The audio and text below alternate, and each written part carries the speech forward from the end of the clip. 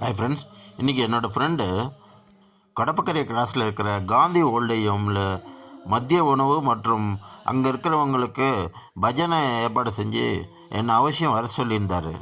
நானும் மாதம் மாதம் கொடுக்குற அமௌண்ட்டு மற்றும் பழைய துணிமணிகளை எடுத்துகிட்டு அங்கே போனேன்.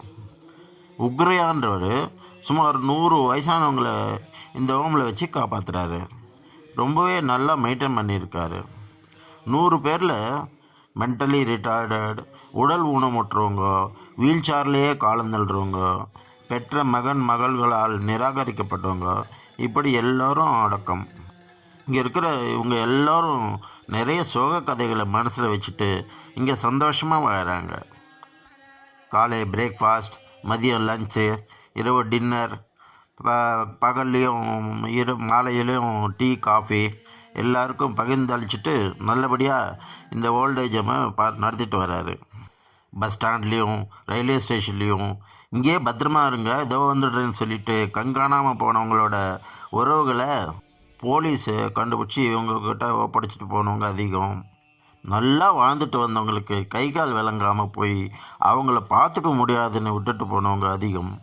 மென்டலி ரிட்டார்டட் குழந்தைய நம்மக்கிட்ட வச்சுக்க வேணாம், அநாத ஆசிரமத்தில் சேர்த்துடுன்னு சொல்கிற புருஷன்கிட்ட சண்டை போட்டுட்டு நீ வேண்டாம், எனக்கு என் பொண்ணு அல்லது பையன் தான் முக்கியம்னு சொல்லி தானாக இங்கே அடைக்கலமான தாய்மார்கள் மிகவும் அதிகம்.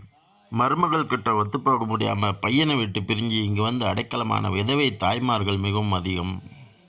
புருஷனோட கொடுமை தாங்க முடியாமல் இங்கே அடைக்கலமானவங்க அதிகம். இப்படி ஏகப்பட்ட சோக கதைகளோடு இங்கே இருக்கிறவங்களுக்கு ஆறுதலாக பஜனை கோஷ்டிக்கு ஏற்பாடு பண்ணி பணம் கொடுத்து ஏற்பாடு செஞ்சு மதிய உணவுக்கு உண்டான தொகையான 5000 கொடுத்து ஏற்பாடு செஞ்ச என் நண்பருக்கு மிகவும் நன்றி சொன்னேன். இவ்வளவு நபர்களுக்கு அடைக்கலம் தந்து உண்ண உணவு உடை இருப்பிடம் தந்து அந்த இருப்பிடத்தை தூய்மையாக வச்சிருந்து 2 கோவில்களையும் மெயின்டைன் பண்ணிட்டு வரும் நிறுவனர் உக்ரையாவுக்கு எவ்வளோ பாராட்டினாலும் தகும். காலை பிரேக்ஃபாஸ்ட்டுக்கு 4000, மதியம் லஞ்சுக்கு 5000, இரவு டின்னர் 5000 அல்லது நாள் முழுவதும் 14,000 ரூபாய் செலுத்தினா அவருக்கு ரொம்ப உதவியாக இருக்கும். நான் கடவுள்கிட்ட வேண்டுறது என்னென்னா, இந்த ஓல்டேஜுமே இருக்கக்கூடாது. ஃப்யூச்சரில் எல்லோரும் அவங்க அப்பா அம்மாவை வச்சு சந்தோஷமாக குடும்பம் நடத்தணும். இந்த வேண்டுதல் பலிக்குமா? காலம்தான் பதில் சொல்லணும்.